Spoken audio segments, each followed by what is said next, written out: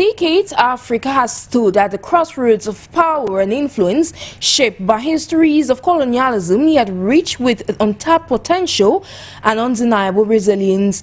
But today, in the context of the African continent, as nations grapple with the remnants of neocolonial structures disguised as partnerships or corporations, a critical question emerges: is Africa truly free? Or are its aspirations tainted by its invisible strings of foreign powers? It is worthy of note that these conversations follows the U.S. decision to suspend all foreign aid to the African continent, except its pledged support to the mission for Haiti. On today's show, we dive deep into the heart of this debate between neocolonialism and true independence on the African continent. How can Africa redefine its stance in a globalized world and reclaim its narrative? Joining us are leading voices from the three corners of the African continent, experts who will challenge perspective and spark a conversation that matters to the African continent. Stay with us. This is not just a dialogue, it is a call for action for the future of the African continent.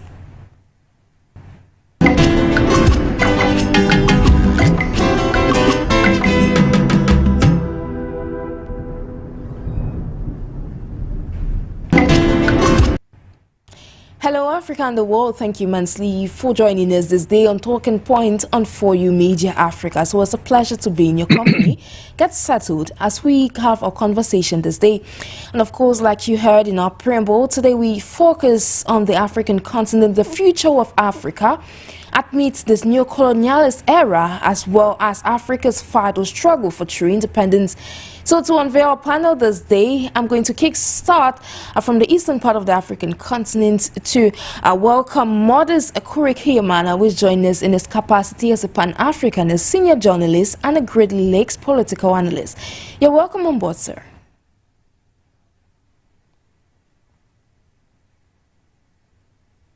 Thank you very much. Hello, Modest. It's a pleasure to have you on board.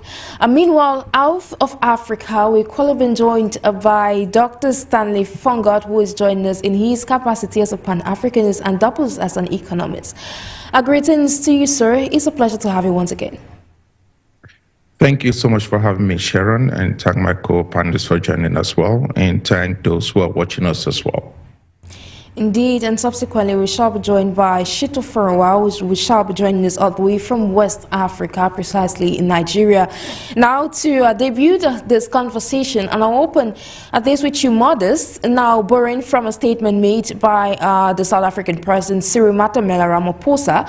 During his State of the Nation address on Thursday, he stated that his nation could not be borrowed, a statement that re-echoes with the Nigerian president's comments that it's time for Africa to stand on its own and, of course, decide for its future.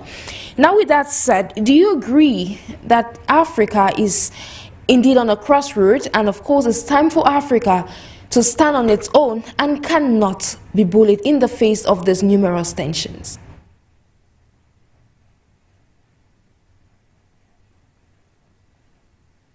I think Africa has all the natural or the abilities to sustain itself, either economically, politically, and socially.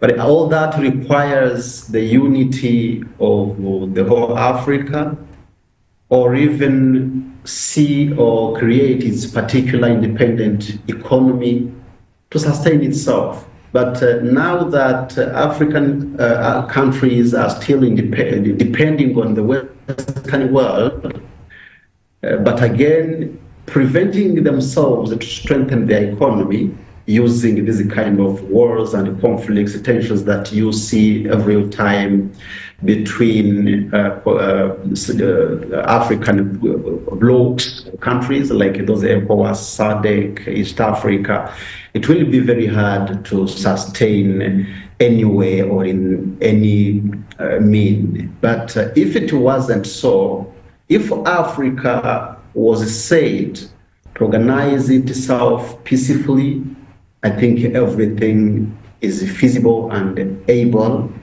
The only challenge is that African people themselves or African leaders never co-work or join forces to make sure they can do something sustainable, which can also sustain the strength of this whole continent. I think, number one, it's feasible if they sit together as Africans to set ways they can run the race. But again, it's not feasible or possible as long as Africans are not united. You know, if they can successfully strengthen or join forces to make feasible or to run the African free continental trade, then everything can be possible. But the challenge which is there is that with our corrupt leaders, most of the time it's like they serve the Western interest rather than serving their African interest. Thank you so much, Modest. And of course, we should reiterate that Africa is still undergoing some sort of scramble on the African continent. And of course, these forms of neocolonialism to take different forms in the forms of loans, in the forms of aid, in the forms of cooperation or partnerships, and of course, even in the aspect of the education system. Now, moving forward with you, Dr. FONGOD, having said all this, how can Africa ensure, or African nations ensure, that their sovereignty while engaging with foreign partners in terms of trade, in terms of development, does not jeopardize the ethos of the Pan-African philosophy? Well, the reality is that it's difficult for us to be able to be talking about how free Africa can be when Africa is not economically free. There has to be a level of freedom from the economic front. That's the first step in us being able to talk about escaping the neo-colonial era. With that, which it will be extremely quite difficult, which means that Africa must get into the stage of industrialization.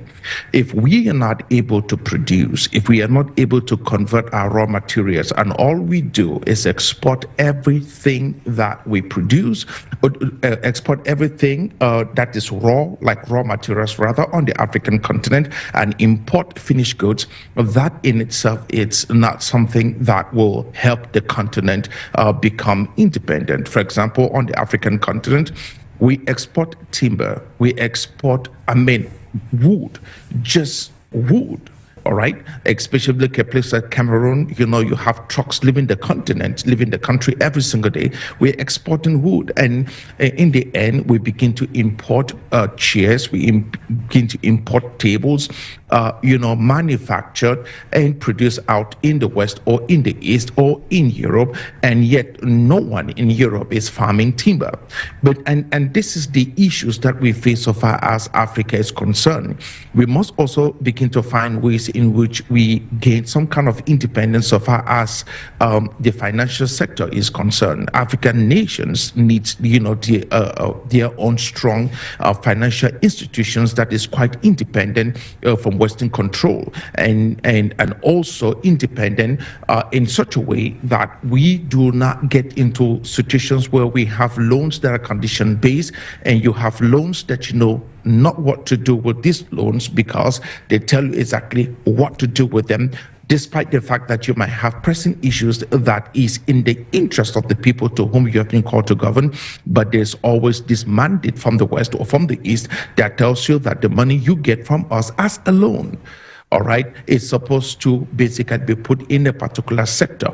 If you're going to give me a loan and you expect me to pay the loan back, then I should have the latitude and the freedom to be able to decide exactly how I spend the money, because it is me who understands exactly how and why I'm getting the loan in the first place. Unfortunately, we are still stifled in that particular front so far as the financial sector is concerned. I think that my co-panelists were talking about the fact that the African continental free trade area needs to really go full swing. Yes, indeed, with that, which I do not understand how we can talk about increasing prosperity on a regional basis, among the different sections of the continent, if those who are quite good. And the continent is so big, okay, in such a way that because of the different climates we have on the continent of Africa, which just simply means that we can be able to produce different things in different seasons, and they will flourish in certain areas of the continent that will not flourish in other areas of the continent.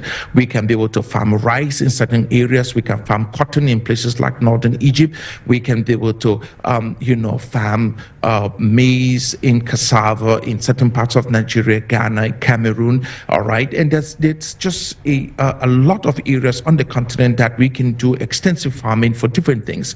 If we are just able to spread what we farm and be able to ship that and trade freely across the continent, then we can be able to start talking about a day where we no longer talk about, food scarcity on the continent of Africa, but because you farm what we can convert and farm what we can sell.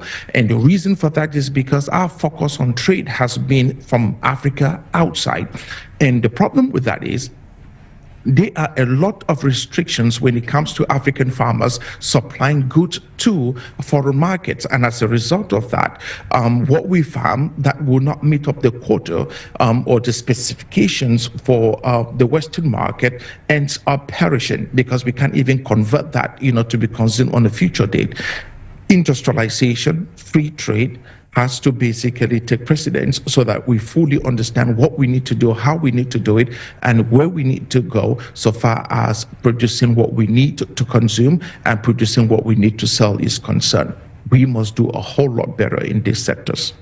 Exactly, and of course I agree with you, and I believe Modest too will share the same opinion that it's imperative for the African continental free trade agreement to get into full swing in a bit to take the African continent to that economic independence continent it intends to be.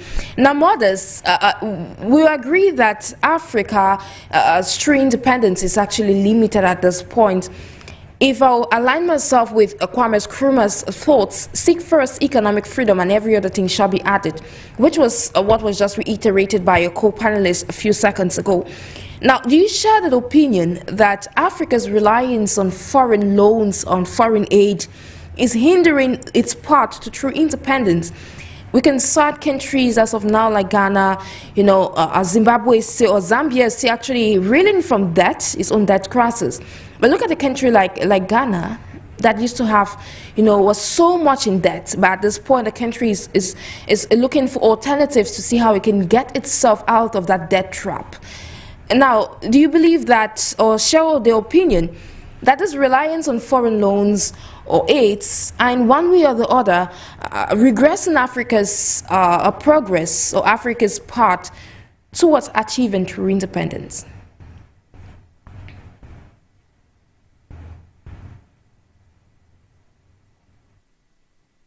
The true independence can't be reached if Africans are not united, because neocolonialism started by the Western people, the colonial masters, after have set all the strategic ways on how they will be breaking every African who wants to actually grow up. For us to remain serving their interest, they created ways, multiple ways, that will really keep us the way we were by the time they lied us that they are giving us independences. So for me to get off or to get out of that neocolonialism or that slavery, first and foremost, we needed to be united, which is a very, very tragic way, because ourselves as Africans never like that. It's like we were also trained to kill each other, to destroy each other, which means from a specific country having very challenging issues, striking people against their leaders. Really, that will keep those specific African countries to never get united from a country. And then finally, countries in a region never get united. And finally, they will never have a consensus on anything they want. And that's how we remain in control financially, politically, and in other ways. Now, for me, there are steps that we needed to pass through so as to get the full or the real independence. Number one, African Union needed to be educated too. It needed to decolonize itself too, so as to learn how they can create they can start finding homegrown solutions, I mean African-grown solutions, so that they can start empowering themselves, like again, empowering African leaders, and then so as the African leaders themselves can go and disseminate that kind of empowerment in their specific countries. And this will be attained in a way of social behavior change, because you can't, these things, these narratives that we are talking about has been stipulated or presented several times in African Union, Congress, everywhere and every time, repetitively, but they end up reaching nothing. That's why I think we need to start by African Union. The unionists, the Africanists themselves needed to have one voice, one unity, and then after uniting themselves, they will teach the African leaders the ways they can make what they need to make, and then finally they will rejuvenate the curriculum of the education in our schools. Why do I talk about the curriculum? When you check about our curriculum of studies, I remember maybe by the end of 19th century, 20th century, there was a Western imported philosophy that was actually saying that you either publish or perish, which means even our scholars, they studied, but they end up still serving the Western philosophy or the Western ways of behaving or even doing, because that's what I was talking about last time.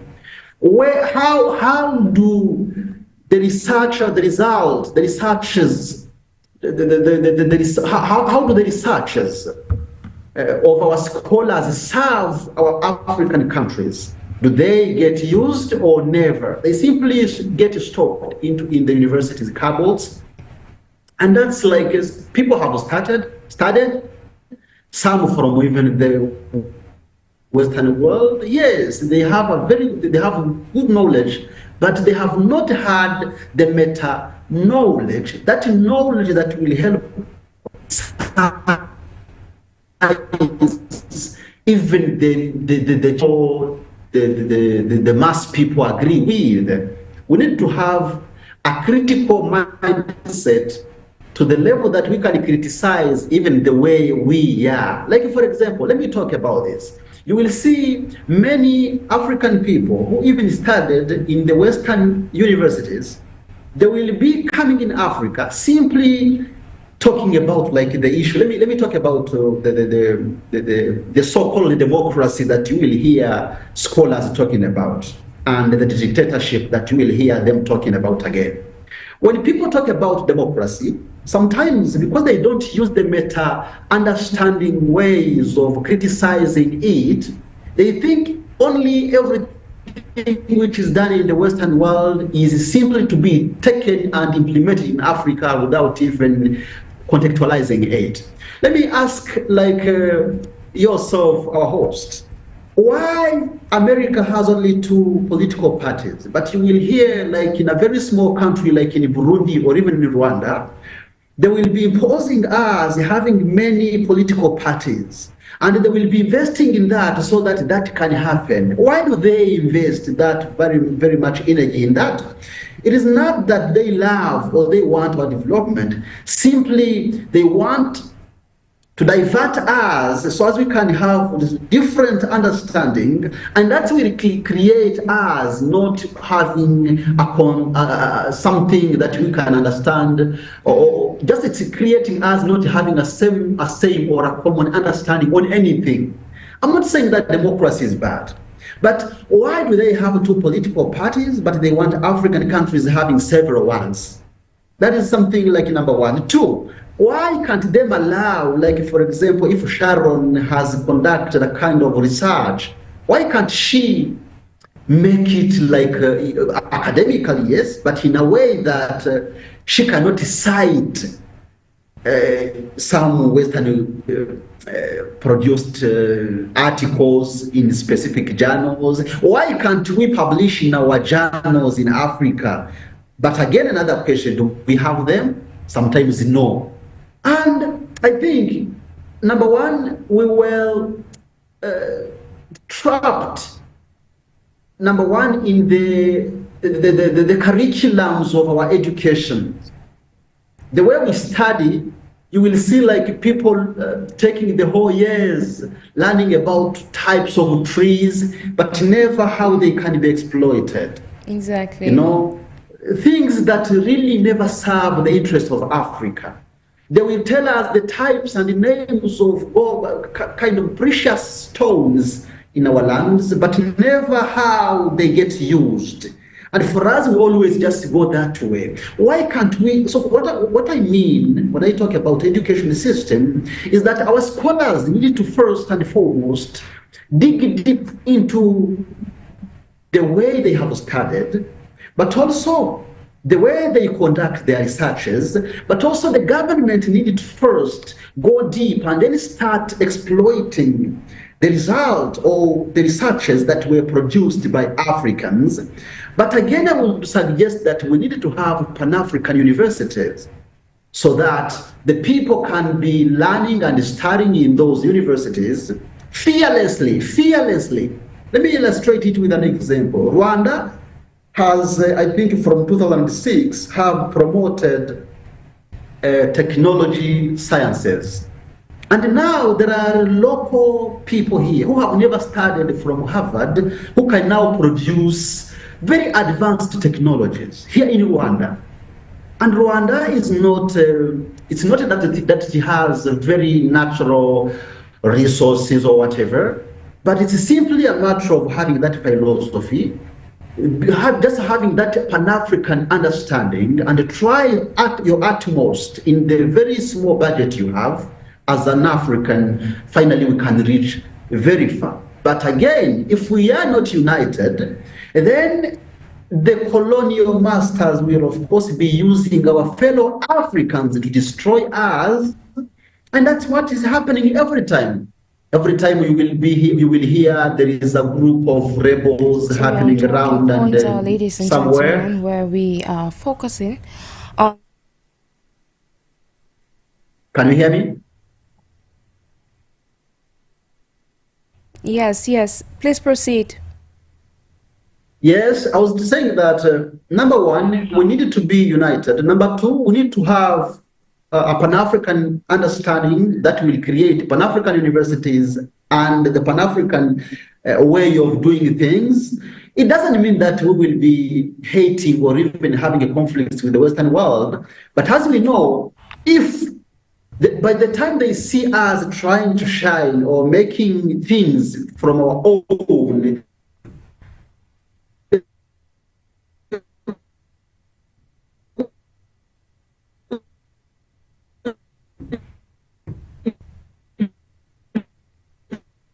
All right.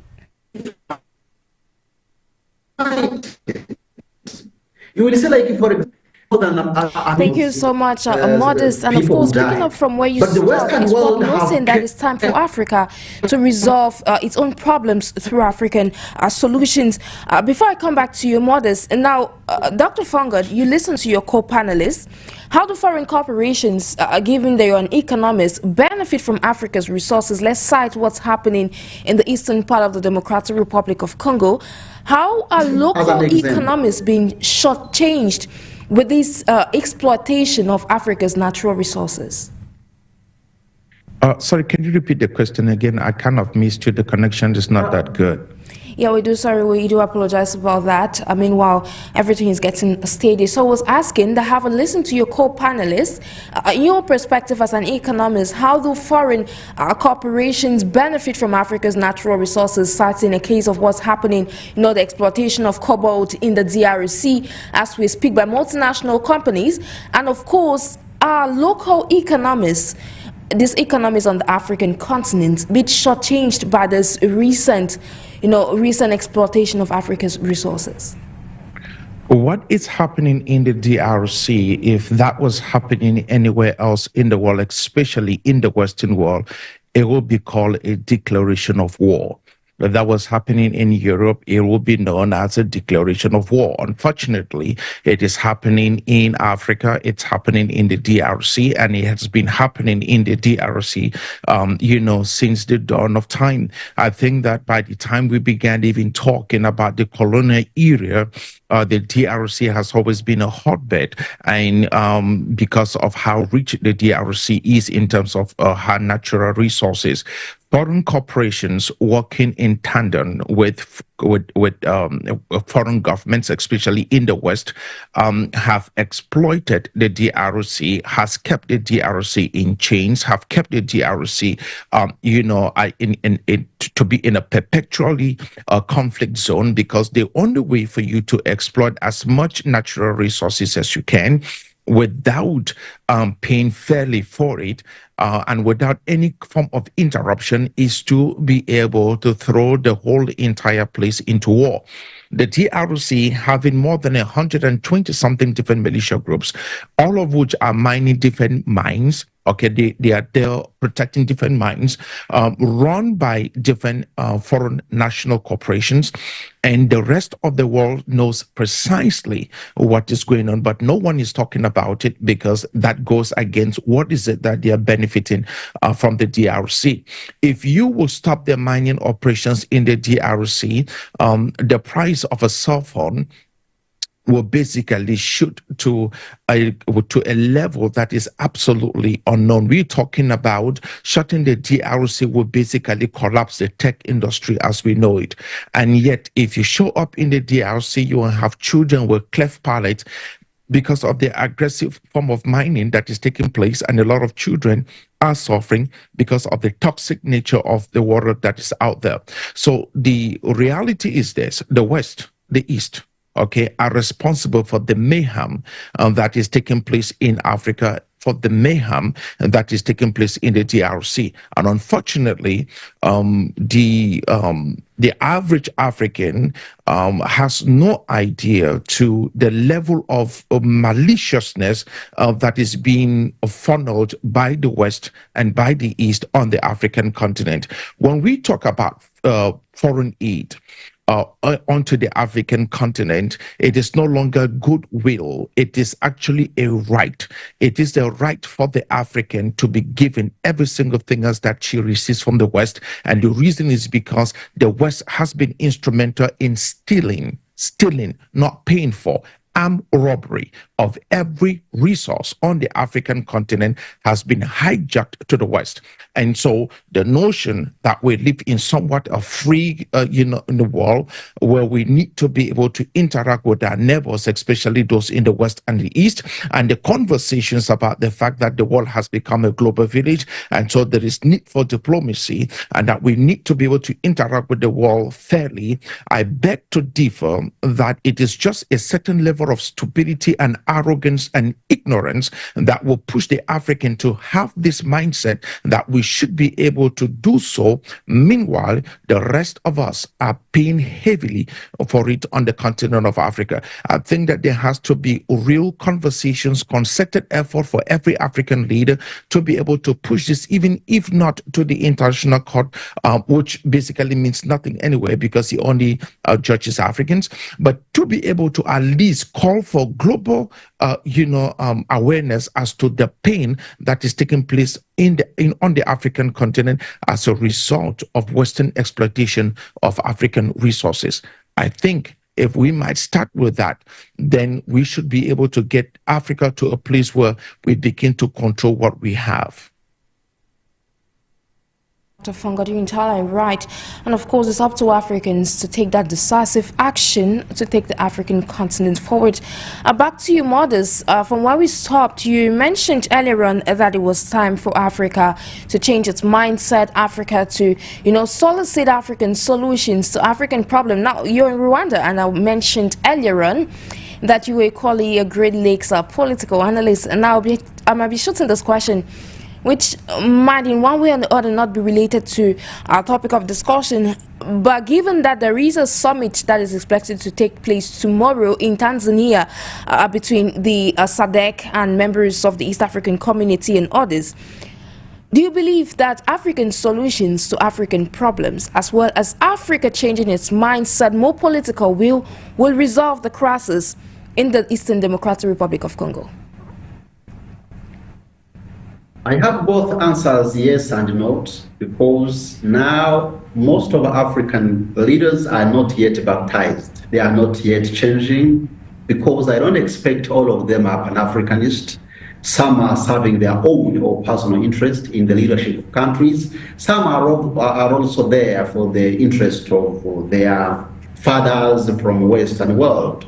So for yes, it's because I think they have all lost a lot of energies, finances in DRC, while they should actually be constructing or using the finance in building their nations. That's why I think they will maybe end up concluding or having a consensus on ending this very conflict in Eastern DRC. Mm-hmm. And no, because some have maybe invested or have had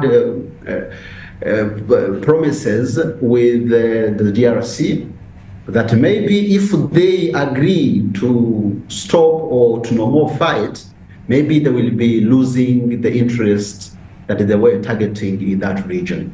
So for me, simply my prayer is that if they were to use the Pan-African philosophies, they would cease or finish about the wars. But how do they need to finish? Let's maybe come back about it. The war which is in the Eastern DRC is supported actually by the Western people who are supporting the President of the Republic of Congo and push him to not agree with the maybe having a ceasefire or sitting at the negotiation table with the rebels who are fighting him. Because, as I have been saying, the president of Kinshasa himself is the one who brought back to the lands of DRC those rebels. They were actually refugees in Uganda since 2013. He brought them back in DRC, but because in DRC there were people who are there to fight Rwanda, there have been the Democrats, of course, from the United States, who were triggering and trying to use the FDLR to topple the power of Rwanda, of Kagame, who seem to no more work with them properly. And they created a kind of rhetoric in DRC saying that it's Rwanda invading the DRC. That's how you have seen they never talk about the refugees from DRC who are scattered in Eastern African countries. They have never talked about that, and they don't want to talk about that, while the rebels themselves are from those refugees. So I think if maybe the one is the richest part of DRC, the UN mission, people need to question themselves. How come the UN mission, always wherever they are, it's like they have failed to defeat militia groups? How come? How come? Why don't they think of that? Simply, that's why I was saying that there is a need of a Pan-African philosophy that can really provide the African homegrown solution, because that will say, guys, as Africans, we need to, number one, have these borders that were set in Berlin in 1980, 85, but please, let's have them like, let them be virtual, not physical. Like, for example, here in Rwanda, there is something that was in East Africa, there is something that was done and it's outstanding. Now you can go in Uganda, you simply using the Rwandan identification. The same, you can even go in. Now Tanzania and Burundi have rejected that. You can't go in Tanzania or in Burundi using the identification card. And that was agreed in the East African summits several times. They have agreed that. But those two countries, they have never accepted that. You see, it's a very challenging thing. They have set one border post where they can be facilitating businesses across countries, but there again, there are countries which keep setting stumbling blocks. Why those should be the ways that develops or that benefits Africa and Africans themselves. So I think if people as Africans, if they want, they can really start looking at things in proper perspective. And I think from looking into proper perspectives and putting everything in a proper seat, I think the lasting solutions can be gotten. Otherwise, simply we will keep talking and talking, having the rhetorics, or condemning the Western world, or accusing them of have not done this or that. But they are not our fathers everlastingly. They are rolling Africa for their benefits. There is a strategy that Rwanda said since 2013. Rwanda refused that the aids from the Western world, actually they were giving aids and they obliged Africans to use the aids in their own ways, because when they give aids, they create other ways that those aids will go back to them. True. Through expertise, using their machines, and other ways. So the president of Rwanda himself said, no, if you want to help us, it's us who know where we need to uplift or to use this money. So what you will only be doing is supervising that we are not misusing the money. They refused, they took back their aids, Rwanda accepted, but later they brought back the aids they were actually saying that they are going to cut off. And I think Africans, why do we always sit down and then feel like we need to rely on the donors while there is nothing they are giving us? All they give us have been taken from Africa. Congo has almost everything. Why don't they have like factories or refinery, gold refinery in DRC, or other refineries, factories of that can be treating the natural resources or precious stones? Have they missed the budget to build the factories or the refineries? It's simply a matter of sitting down and strategize the way we can make things.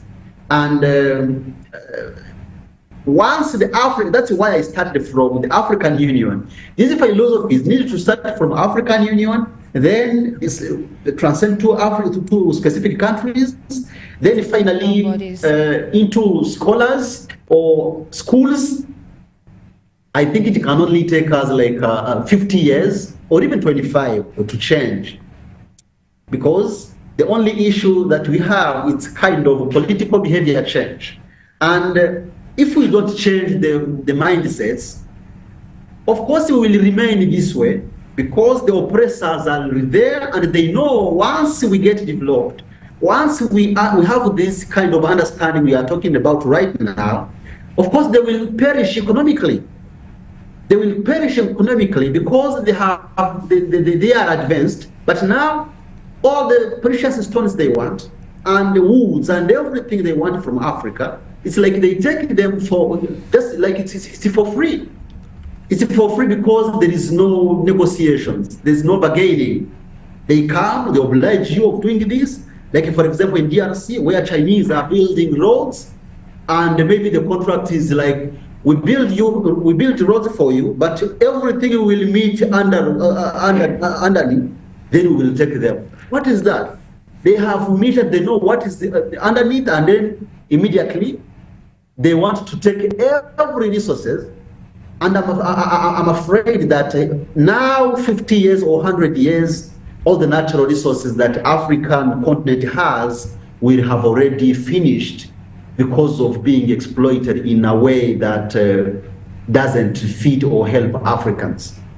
There is a need of African Union, Pan-African people to sit together and see how they can teach us or teach their specific citizens how we can decolonize our minds, how we can decolonize our schools, for us to have the next generation brighter, having the understanding of the Africa we want, and having their own way, their own style of developing their continent or their specific countries. Otherwise, we will all die like stupid, like it has been from 60s.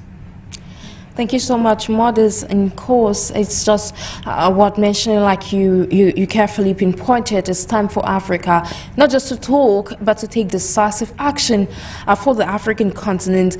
Back to you, Dr. FONGOD. Earlier on, you were citing some of the key stakes around Africa's economic independence. Now, looking at Western Central Africa, for instance, where we see countries using the franc CFA. Now, looking at the African continent, from an economist point of view, what role does currency dependence like the franc CFA on the African continent play in maintaining neocolonial structures within Africa's economy?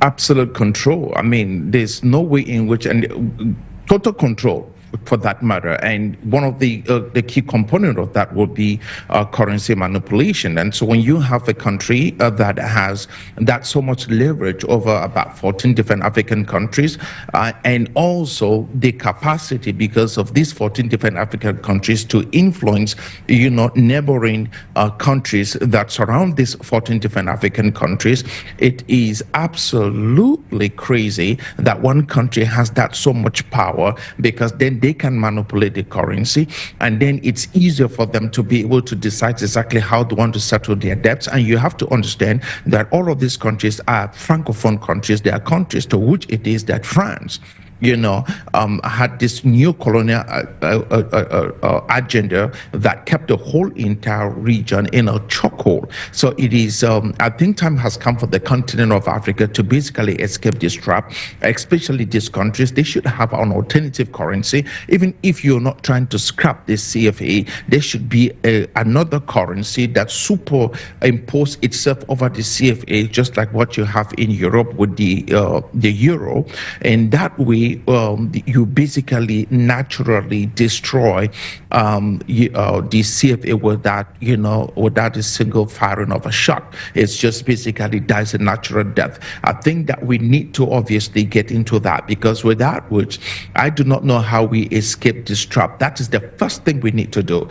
And secondly, we need to basically, I've always proposed that I think that if we do this quarter by quarter, let's say the Eastern Bloc and the Western Bloc have their own independent currency, and then we see exactly how that currency does basically. And the reason for that is because the economic principles that run in these different countries, especially in a place like the ECOWAS, the economic principles has to be so tight, be so good, and be that consistent across the different countries, so that we basically avoid the issues of inflation.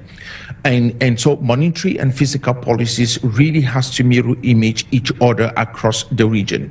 If we are able to try this and then use the Western Bloc as some kind of a guinea pig, use the Eastern Bloc as some kind of a guinea pig, that will basically tells us exactly what is working, what is not working. We can be able to learn, look at real numbers, look at real data, and then we can know whether if we go this direction, we will basically have this outcome. With that, which I think is a little bit too scary also, to just, roll out a particular currency on the continent without us basically understanding how it's going to behave. Because remember, on the continent of Africa, data is not something that we are good at keeping. And so we manipulate data every single time. You go to a country, you ask them how many people are living in this country. It depends who is asking. How many people die of coronavirus in a particular country on the African continent? It depends on who is asking. If it's a foreign corporation is asking because they're trying to send money, they inflate the number. If somebody is asking because they're trying to send vaccine, they decrease the number. So it depends on exactly, who you're talking to. But we need to be able to have that concerted effort across different regions, so that once we have a currency, we can be able to tell how the currency behaves, and then how it influences the local economy, and what is the use case, and how many people are actually using it. I think that will basically really helps. All right, thank you so much, Dr. FONGOD. I'll be coming back to you, to proceed from where you stopped, given that, like your co-panelist stated, it's time for action, but Africa needs to take that bold step to transform the African continent. Back to you, Modest. You mentioned earlier on that, the African Union needs to emulate what it intends, would want the African continent to learn, like it moves from the African Union to regional bodies and to individual nations across Africa for change to actually emerge. With that said, to what extent do foreign governments and organizations detect Africa's policy making? Let's cite institutions like the relationship that the African Union does have with, say, the European Union, or better still, other global powers. How do these go a long way in affecting Africa's, or detecting Africa's policy making?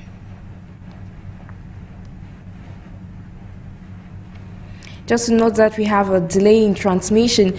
Modest, can you hear us? Yes, I do. Okay, please proceed. Can you hear me? Yeah, I can. Please proceed. They have set ways of influencing Africans, and unfortunately, all the leaders around Africa, I think when they are there at that top positions, they always maybe fear that they will be having issues with the Western people, and then they try to do nothing, almost nothing, rather than working in the format of their colonial masters. Simply, I think in everything we try to do, like Africans, I think there is an influence of Western world. Like, for example, let's talk about why do we need, like, the budget of the African Union. I had it, the donors or the people who finance it, it's the European Union. And how do you think the donor or somebody who financed you will allow you to work independently? That is very challenging. But if it is like that, there are ways that we can start doing it slowly. Like, for example, on economic independence, when you see Kwame Nkrumah, he emphasized the needs for economic self-reliance, arguing that political independence is meaningless without economic independence. And then he, based on what he tried to emphasize, is that we, like Africans now, we need to emphasize on industrializations and value addition. Why can't we start, like, if we have cultivated, now to modernize the agriculture first. After modernizing it, stop importing or exporting raw materials, but we try to add a value on the good that we are going to export. That is something that can really help Africans, and then see that changes won't come. But maybe adding values on our materials, on our agricultural products, it will require us to have some small factories that will make that, but it is feasible that. It is feasible. Simply, we need to start like from scratch, from afresh. We don't need to start by maybe dreaming of having very great things, but we can start maybe, number one, on maybe feeding even our citizens. Feeding our citizens, just cultivating the land you have in a way that is advanced. By the time our citizens will be having food, we no more have many challenges, but mainly related to hungry. Then finally, we can build factories that can be transforming our raw materials. Let's say like transforming pineapples, let's say like transforming our potatoes and everything. That is feasible. And then export them or take them to Europe with an added value. That is feasible. That's like number one. Two, why can't we be working on our natural resources or precious stones? Let's say coltan, gold, bronze, and other ones. Why can't we start or see how we can be refining them so that we can be taking them to Europe and the US or Asia by have added some values? Is it that very challenging? If we don't, it's a matter of having the Pan-African philosophy, and this can start from specific countries, no, from the African Union, then from specific countries, then from families. Families, I mean, from individuals in the academic, in the universities. Now, in our universities are no more the sources of knowledge. Simply, we go in the universities, we study, but it's like we learn ways of searching for jobs, not creating jobs. The time we will start learning the strategies of creating jobs, we will start cultivating our lands, we will start refining our goals, we will start cooperating like friends. We will know Cameroon is near DRC or Republic of Central Africa, and then we will see how we can exchange materials. We will see how we can stop wars, but we can cooperate. All those things can be done. And the only way that we will reach that climax is simply from uniting Africa. I remember when President Paul Kagame was the leader on the top of African Union, he once was telling his fellow president or his other president that we don't need to be going in West to find solutions of our problems. There are ways that we can even find solutions being at our home. For him, he was saying that they go always there, like in Paris, Washington, for a photo opportunity, where he was meaning that always people go there, not to come back with solutions, but maybe they were trying to meet the giant of the world. The things can be done, it requires simply behavior change strategies, how we can change our fellow friends, fellow Africans. But again, this can't be done massively, because people like Sankara, it's rare to get them. People like Nkrumah, like Nyerere, it's rare to get them. They come like once in 100 years. Even if people lie around that everybody can make it, but no, if everybody should have merit, if we would have had people like Sankara, the philosophy, the things he was talking about, but by his age, by his era, are not yet even now being implemented. How can everybody say that he is equal or he is at the same equal footing with Sankara? We don't need to be like Sankara. But there is a way of thinking that we can really be contextualizing things and make productive our natural or our environment. There are ways we can be extracting the golds or the precious stones we have underneath in our lands. There is a way we can cultivate and diminish or even eradicate hunger among our citizens.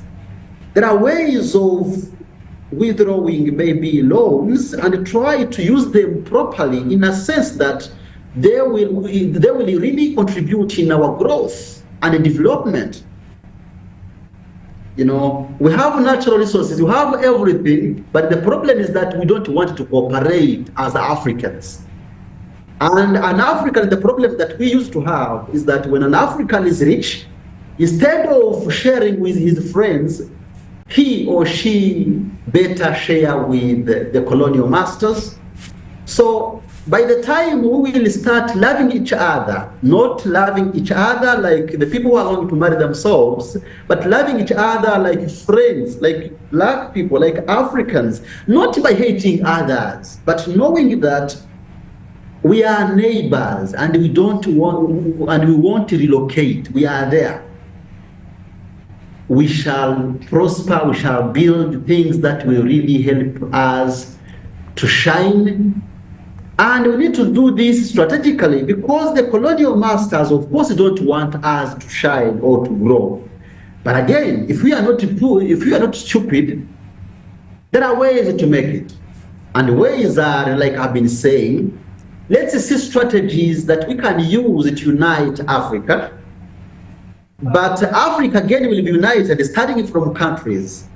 when they don't see, I don't know why Africans, we have had this philosophy that when people understand each other in a specific country, there will be speculations that in that country, oh, there is a kind of dictatorship. That's why people don't talk. But talking what?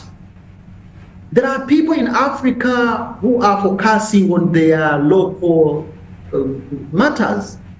There are people who have decided to work internally and make them strong before fighting each other.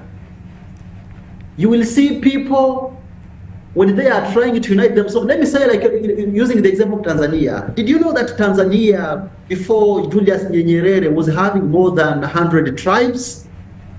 But now, what the people from Tanzania have, by Julius Nyerere, he has created something, a unity of the country. And the Tanzanians, when they are together, they feel like friends. For them, they don't care about somebody's tribes. And they mean it. When you attack a Tanzanian, already immediately his fellow friends will see you like a threat to them too. That's how we need to look or to behave, we all like Africans. We need to be like, if we are Rwandans, we need to behave like Rwandans and never hate each other. Like Tanzanians, like Cameroonians, like Americans. Go around. When an America is threatened by whoever, of course his or her sister or friends will look like it's a threat to all of them. But we Africa, the challenge is that like when we love each other like in a country, the problem will hate the neighbors. But I think we need to create that philosophy of simply and only loving ourselves first, and know if I am a minister appointed to that position, I'm not appointed to rob or to misuse, the finance or the budget of the ministry. Because we need to have the mindset that the finance or the budget which is there is not for my personal wish or my plans. No, it needs to serve the country, to serve the nation, and the nation means the public interest. But you will see when somebody is supervising a building of a road, he will make sure the 80% will go into his pocket or her pockets. The remaining 20 will be to just build that very cheap road that will be destroyed 2 next years. And finally, that he or she is calling himself or herself an African. No, those are the kind of understanding that we needed to fight.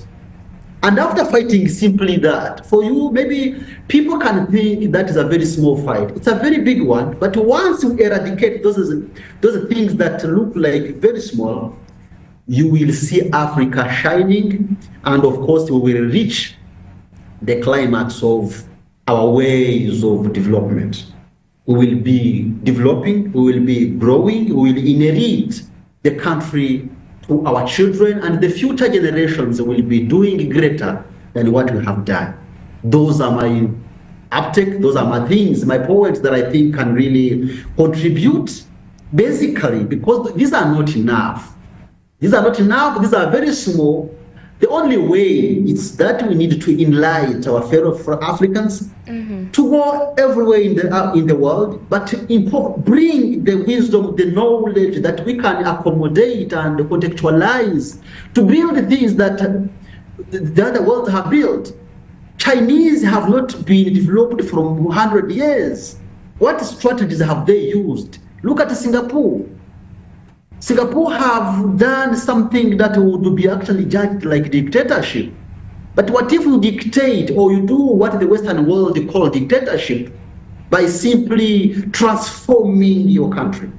We need transformative leaders who have in themselves the servant leadership or servant mindset, who are there not only for their own or personal interests or plans, but who are there ready to even die if possible for the sheep or the citizens they are leading. Thank you immensely. Modest always joined us all the way from Rwanda. Now, back to you, Dr. FONGOD. Just to pick up from where your co-panelists stopped, let's look at the role of the diaspora this time around. Now, I would like to state that we saw the influence of the African diaspora nations like Ghana, with the movements like the Year of Return. We saw it in Sierra Leone and other countries across Africa. But being you a part of the diaspora, and you're equally one of those that champion for a change on the African continent, what is the role of the African diaspora in challenging neocolonial structures and redefining Africa's stance at the global level? I think the first thing that we need to do, so far as the African is concerned, especially those in the diaspora, is to find ways in which we can be able to exert a lot of pressure on the Western world, a lot of pressure on Western corporations. Recently, I think Apple, as of 2019, Apple, Tesla, you look at Google, you look at Dell, these companies were actually involved in a lawsuit. And the idea was to basically, sue them for the child labor and exploitations of children that is taking place in one country alone, the DRC. We're not even talking about the different corporations that is working for Tesla, is working for Apple, is working for Google, is working for Apple, that are in the DRC, including Samsung and their cronies out in the East.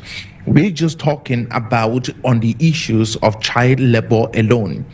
What that means is this, that when you see this righteous indignation that the West basically talks about in terms of human rights, the human right violations that is always talked about has only to do with the transgender issue. And yet when it talks about issues of child labor, as long as the West is benefiting from this entire premise, then there is nothing to talk about. You will not hear about sanctions and violations of human rights except in the mines, except in the DRC, because obviously, we need those kids to work. We need children to mortgage their education so that the tech revolution in the United States, in the East, can basically flourish. That's the pain that the African has, and I think that those in the diaspora, I'm talking about men with education in the judiciary system, people who are lawyers in international law, that will have the capacity to be able, to sue the living daylight out of these corporations and companies. Even in the West, there are still people with a little bit of righteousness in them left in the West that will be able to hear these cases and basically bring an end to this level of madness. And we can also be able to harness the capacity of those in the West, of those outside of the continent of Africa. I'm talking about Africans in the diaspora that has the money to be able to bring about legitimate investments on the continent of Africa. The notion that we have to be borrowing money from some foreign, from some countries and some foreign corporations, so far as I'm concerned, it makes no sense. We have a lot of spending power just on the Africans in the diaspora alone, and if we can just be able to bring that money back home and begin to create industries and businesses, on the continent of Africa, that will basically bring us to a place of true economic freedom. Thirdly, I think that there's a lot that has to be said, especially concerning the local governments that run these individual countries, the 54, 55 countries, depending on who you're talking to on the continent of Africa. I think that our governments, on the continent of Africa has basically not helped in the development of the country and of the continent. If you have governments that will put a lot of roadblocks even on their own citizens who are in the diaspora, who are trying to come back and set up different industries, and the regulations, it's absolutely net breaking. And they will tell you you have to bribe and bribe and bribe before someone can be able to build up a school, before someone can build up a hospital. Men like that, all right, as I tell you the honest truth, I don't know what to say to them. You take someone who is in the diaspora, who has a lot of money, and the person is trying to go to come and invest in Africa, and by the time the person comes, there is some useless knucklehead in one of these ministries in any of our capital cities, from Abuja to Yaoundé to Accra, who will say, if you do not bring this amount of money, then this business can't work. Men like that needs to be shot. Men like that needs to be locked up in Alcatraz, locked up in Krikri in Nigeria or something, in Kondenge in Yaoundé, locked up somewhere else where there is no key available to any human to access. They probably might be talking to spirits or something. And the reason for that is because you are the same problem. You are worse than a slaver, all right? You are worse than this. When we keep talking about, slavery and the neo-colonial era and the colonial era, and we're looking at the West and seeing exactly, how bad the Western world has been so far as the African is concerned, and what they have done to the continent of Africa, and then you show up back on the continent of Africa and have your own brother who has the same skin tone like you, who speaks the same language like you, basically treating you and worse than what the slavers and the colonial, neo-colonial Western powers have done. That in itself is crazy. I think that we need to also hold our individual nations accountable for the pain that the continent has gone through.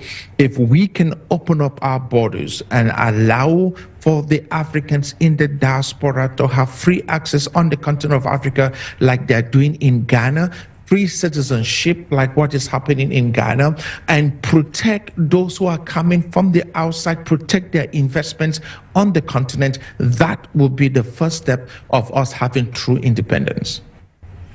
Thank you so much. And of course, we are chatting the way forward for the future of the African continent. Back with you, Modest. How do the media, giving you part of that sphere as well, how do the media, perpetrate neo-colonial ideologies across African societies, and how can the media go a long way in eradicating some of these ideologies that are still so much existent, within the context of African society?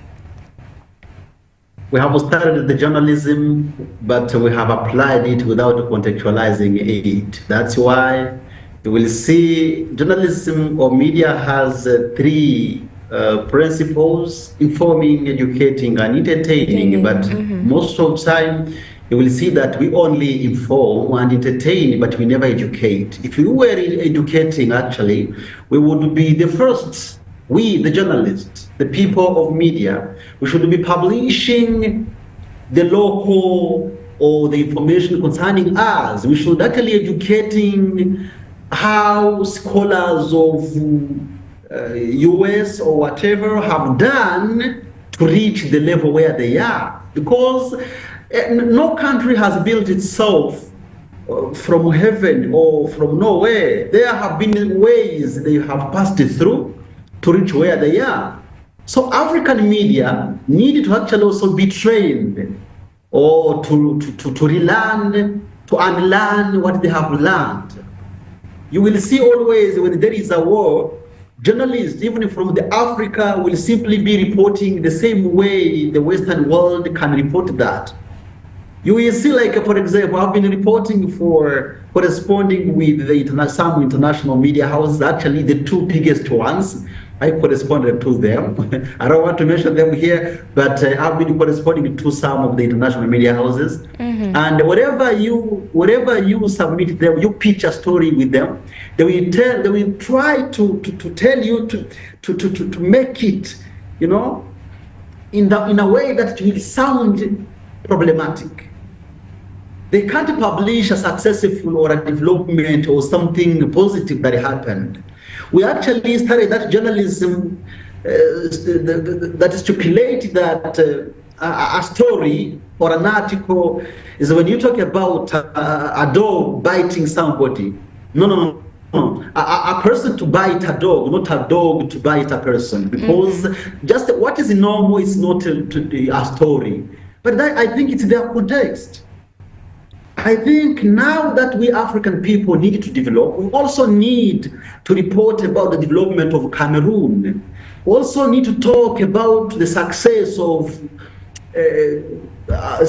some African, and then put an emphasis on him or her for maybe a next country or a neighboring country or another African country can learn from him or her.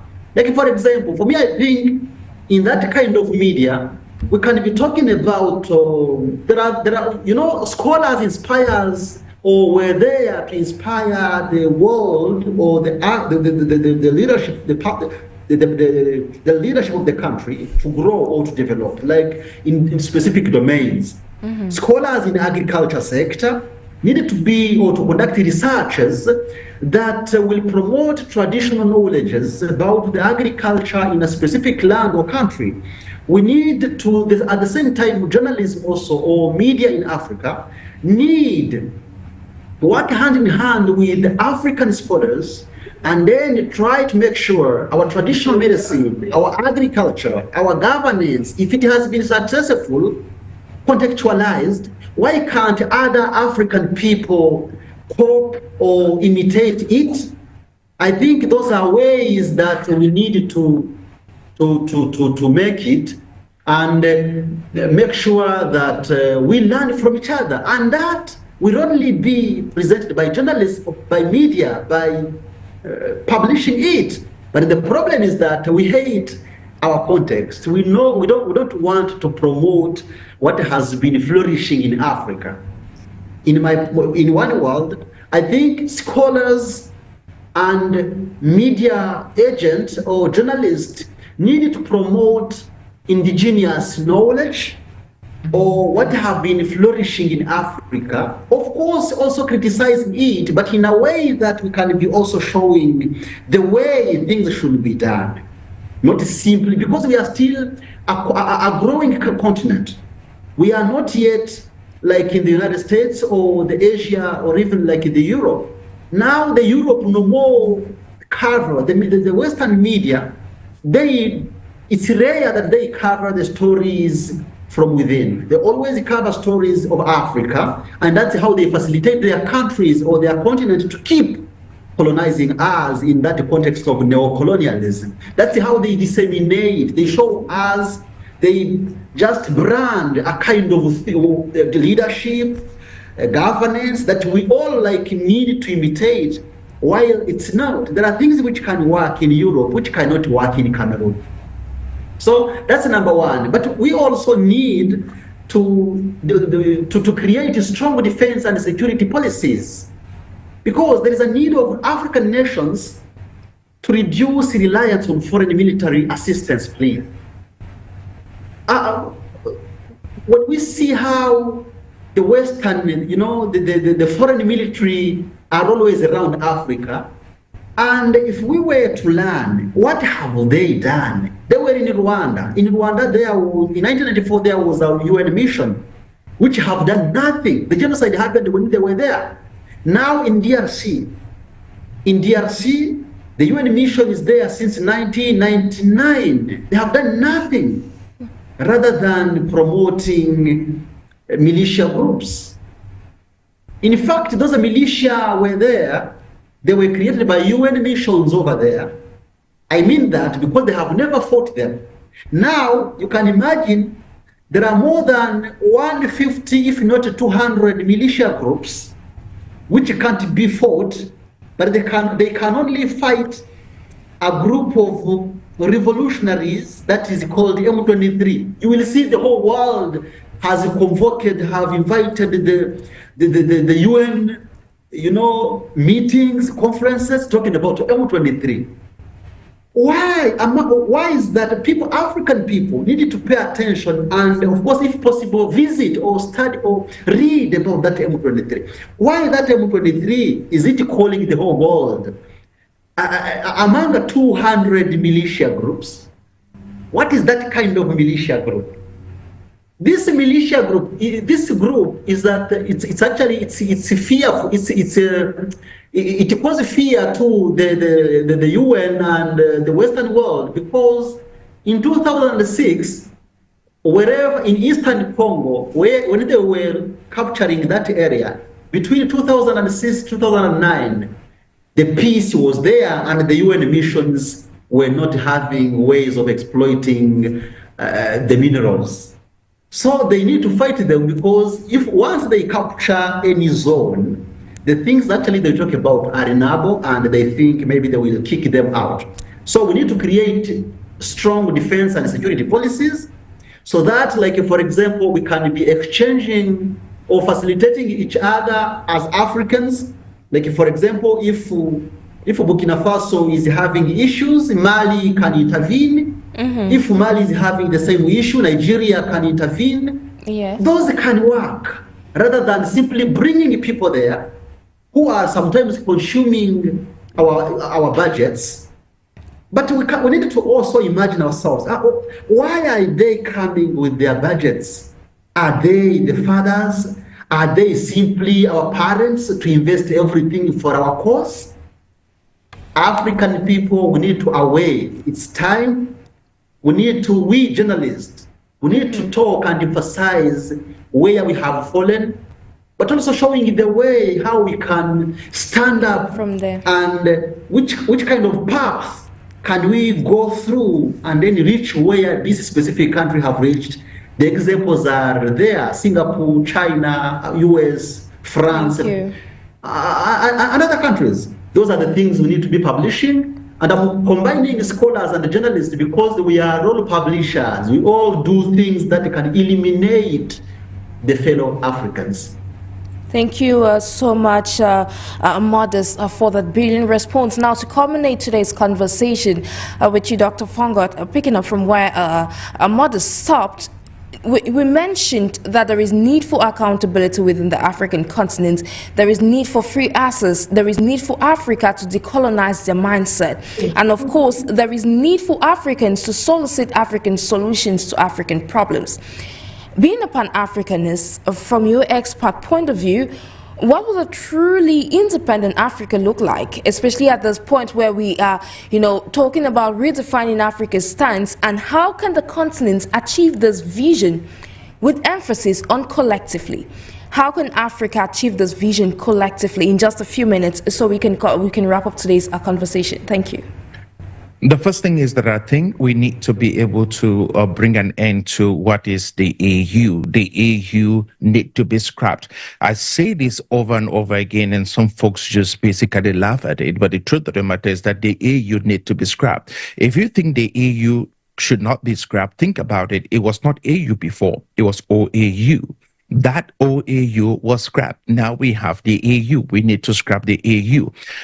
There is no protocol we have had within the AU that has made sense, not even the Malabo Protocol. That in itself, which was supposed to address some of the issues or the hangover from the OAU, that has not worked. Nothing the AU has done on the continent of Africa to maintain democracy, to talk about democracy, has worked. We need to have a different template with a different structure that basically addresses some of the issues that we've had. I think that that's when we begin to really have some legitimate success so far as the continent is concerned. But I'm quite optimistic, no matter what, that there are folks rising up in individual nations with the Pan-African mindset, with the Pan-African consciousness, that are willing to be able to explore different ideas and harness the potentials and the capacity they carry to give us a better continent. To that, I'm hopeful. Stanley FONGOD, who joined us today in his capacity as a Pan-Africanist and as an economist. I call to say thank you to you. Modest Korikemana, who joined us all the way from Rwanda in your capacity as a senior journalist and a Pan-Africanist, not forgetting that you are equally a Great Lakes political analyst. It was a pleasure to have you both on board. Of course, talking point this day, like we mentioned in our conversation, we were discussing, between neocolonialism and true independence for the African continent. How can Africa redefine its stance? We believe you learned a lot from today's conversation, ladies and gentlemen. Thank you for your keen attention. Thank you for watching. Thank you for listening. And do have a great day in company of our numerous programs.